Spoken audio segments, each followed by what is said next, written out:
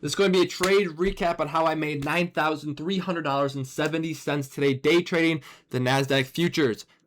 This was the one banger trade we took today for a 1 to 3.9 RR trade. Now I did take a break even trade and a loss before this, but this obviously made up for those trades and a whole lot more. As you guys can see my executions on here. This up here is my break even trade, then this is my loss right here, then this was my win obviously. So let's go into why I took all of these trades. Turn off these execution marks because they're ugly. Let's go. All right, so first of all, coming into the day, I'm just gonna delete everything. We're gonna go over it in real time. Coming into the day, okay, so we had all-time highs. So I was low-key split bias, but at the end of the day I ended up being bearish. I'll show you why.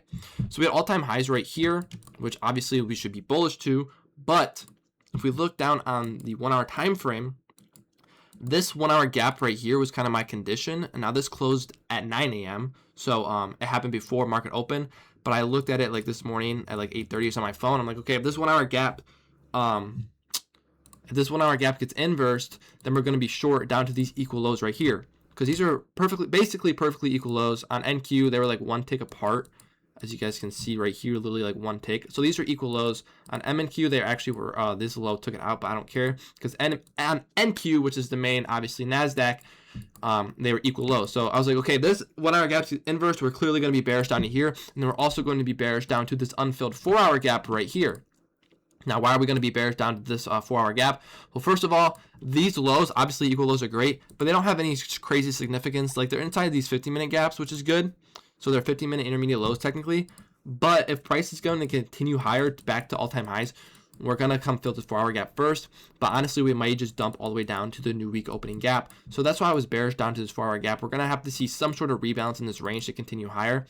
And this 4 hour gap is obviously the most obvious draw for that rebalance to happen to. So coming into the day, I was bearish down to both of these draws after seeing this 1 hour get inverse. So now let's come over to, actually let's put equal lows on this, equal lows. Oops. Let's come over to market open. So play this out. Okay, there's market open. So when market opens, we actually leave this 30-minute for value gap open right here. So now I was simply just looking for a retrace into this 30-minute gap and a short out of it. However, we didn't really get that very easily, right? So if we come down, this is at market open right here. So this is about 9:35 a.m. Market opens at 9:30. So it's about 5 minutes in the market open. We actually come down and sweep out these equal lows. Now, there was actually a very good long opportunity here that I did not take because of the 4 hour gap here. But as you can see, we have all of this low resistance liquidity leading up to this unfilled 30-minute. We also formed a unmitigated 5-minute gap right here, bearish gap. So we have a 5-minute gap right here. Now if we come down to the 30-second time frame, we can see we get this really nice accumulation, right? We get this nice accumulation, manipulation down, taking out the equal lows. Then we get this 30-second inversion right here. Boom, 30-second inverse after the manipulation.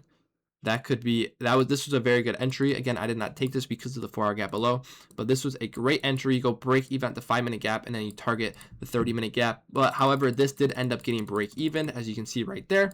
So if you took this trade, this was a very, very good trade, very high probability trade in my opinion, but it would have been a break even trade. But now we had this 5-minute. I was not looking for shorts off of this 5-minute gap because it is unsponsored, right? So people might be saying, oh, well, since we're bearish, we get a 5-minute gap fill and you might be looking for shorts off of it. I was not. This gap is not sponsored by anything. As you can see, if we look over to the left on the higher time frame, on the 15-minute gap or 15-minute time frame, you can see price is not delivering out of anything. So this 5-minute gap has no sponsorship, no high time frame sponsorship. So this taking a short off of this gap would be invalid. And then as you can see, we actually do get a short off of this gap, I think. Yeah, right here, we get this little 1-minute short off of this gap. And as you can see, it gets instantly stopped out because it's not a valid trade. So at this point, I'm just waiting for this 30-minute gap to get hit and looking for a short out of it. And also, we're just generating all kinds of lows here, which is even better. So setting up LRL, leading down to this 4 hour for value gap. And so as you see, we just generate even more lows. We come up. Okay, this was my first entry that ended up being a break even. Was right here, I think. I don't remember if it was in the 1 minute or the 30-second. Okay, it was right here. Okay, I remember this. Okay, yeah. So it was right here. As you can see, okay, you might be saying there's no inverse. You're right, but there is an inverse on NQ. So if you look at NQ, you can see we get this 1 minute inverse right here. We get an SMT with ES on this resweep right here. If I can make this look normal. As we can see that NQ took out this high.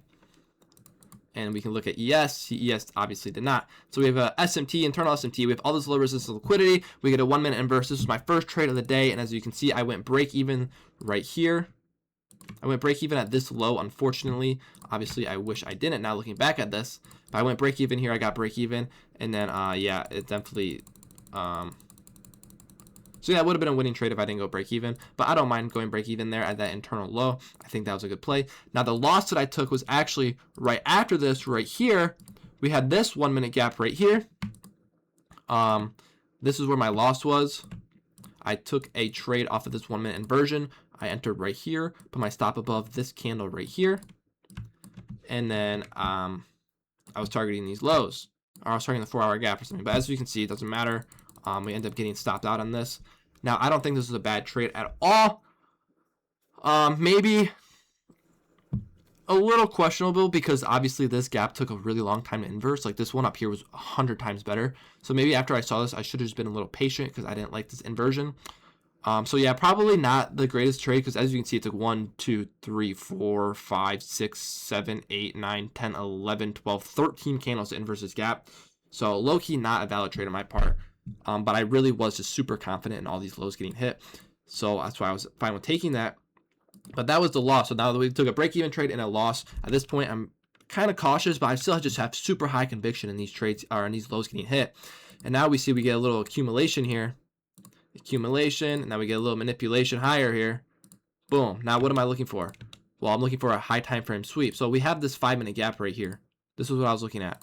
I was looking for this 5 minute gap to get respected in a long or short out of it. Now this 5 minute gap is valid because it is obviously sponsored by this 30 minute gap. However, this 5 minute gap actually gets inversed. Why do I take this trade anyway? One reason there's multiple reasons I take this trade, but one of the reasons I took this trade is I can assume that this 5 minute long, like this 5 minute long, right? Because you can say this is a long trade because we get a 5 minute inverse. I can say, okay, this trade is obviously going to fail. This is not a good trade. This is a straight pattern trade. We're delivering off of nothing. We're targeting terrible targets. Right? We're targeting a gap or a high just took out a high inside of a 30 minute gap. So we're targeting a protected high. We have delivering off of nothing. We have LRL below. We have unfilled 4 hour gap below. This 5 minute gap or this 5 minute long, right? This 5 minute long trade is obviously going to fail. So I can almost use that as my key level. So, okay, assuming this gap or this trade is going to fail is my key level. Another key level we had here was a 15-minute rejection block. As you can see here, we have this 15-minute wick that tapped into this 30-minute gap. If we can make this a 15-minute rejection block. So we tap CE of the 15-minute rejection block right there.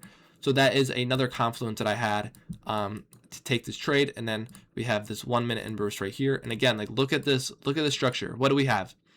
This is like beautiful structure here. We get accumulation. We'll make accumulation yellow. I always do it yellow. I don't know why. Then we get distribution. We get manipulation. Make manipulation red. We get manipulation to the CE of a 15-minute rejection block. We get manipulation into a assumed to be failed 5 minute long. And then we have our distribution right here on this candle right there. Boom, we get that inverse. We do barely get the inverse, but I do like this candle because we came up, we got a top wick, we get a strong close with a big body. And then I went break even at these lows here, and then I targeted the 4 hour gap way down here. So if we play this out, oops. So my entry is like right there. Yeah, and then I went break even at the bottom of the accumulation zone right here. So I went break even. And now if we play this out, obviously we already know what happens, but this delivers. Oh my god, and then it edged me, bro. I forgot about this. This literally edged me by 1 tick, bro. I was so scared. I'm not gonna lie, I was so scared. But then we ended up just placing straight down to that 4 hour gap for a 1 to 3.9 R trade. I mean, what a trade, banger trade. So overall, a banger day. Again, that loss that I took, we just went over, not a good loss. Obviously, it took 13 candles to inverse the gap. Probably shouldn't have taken that one, but I did have super high conviction and price just going lower, as obviously it did end up doing.